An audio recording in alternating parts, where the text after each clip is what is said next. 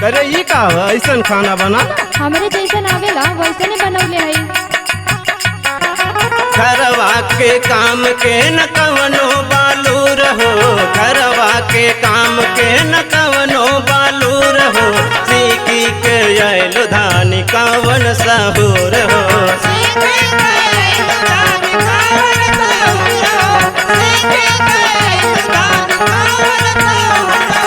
घरवा के काम के न कवनो बालू रहो, घरवा के काम के न कवनो बालू रहो, सीखी के आइलो धानी कावन सहूर हो।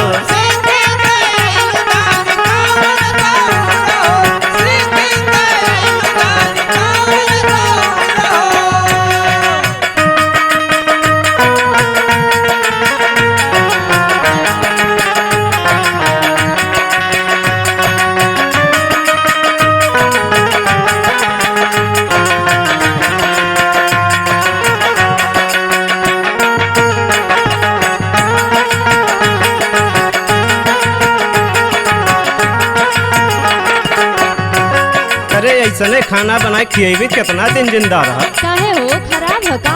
अरे अनहरी तोरे लौकत ना है रे, ये जरल रोटी खवाई रे। हमार सुन ठीक बा सुनावा। रोटिया बनावत के दिहलू जराए,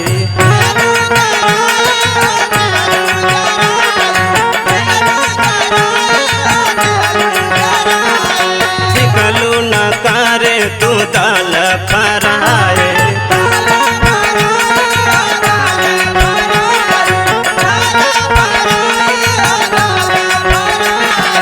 रोटिया बनावत के दिहलू जराई, सिखलू न करे तू दाल फराई।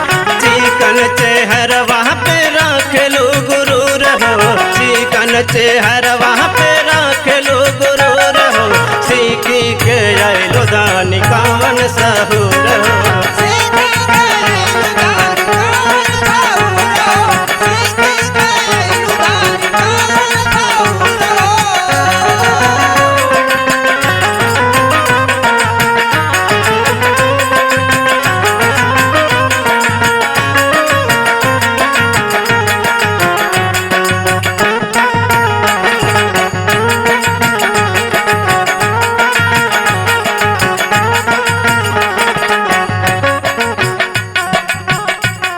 करे जिंदगी में चावल बनौले है कि ना? काहे हो ज्यादा गिल बा का? हे भगवान कितना जन्म बिगड़ले रहली कि तुहरी मिल गई। हमार सुन चावल बनावे लू जैसे पसावन,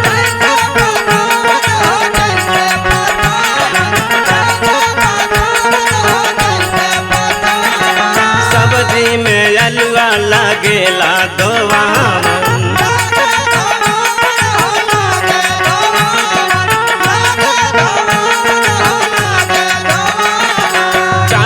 बनावेलू जैसे पसावन, सब्जी में अलुआ लगेला धोवावन। मिर्चाया तेल खाल दिख भरपूर हो, मिर्चाया तेल खाल दिख भरपूर हो, सीखी के आइलो धानी कावन सहूर हो।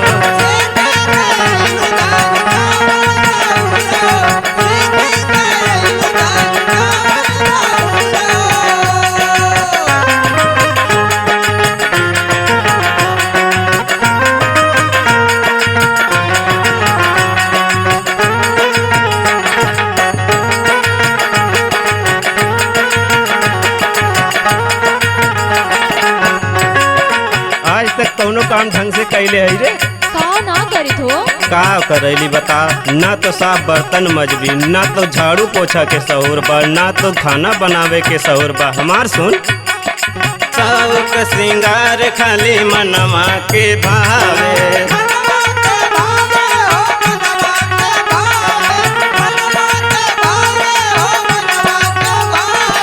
खानवा तोहार देखी पेट भरी जाए।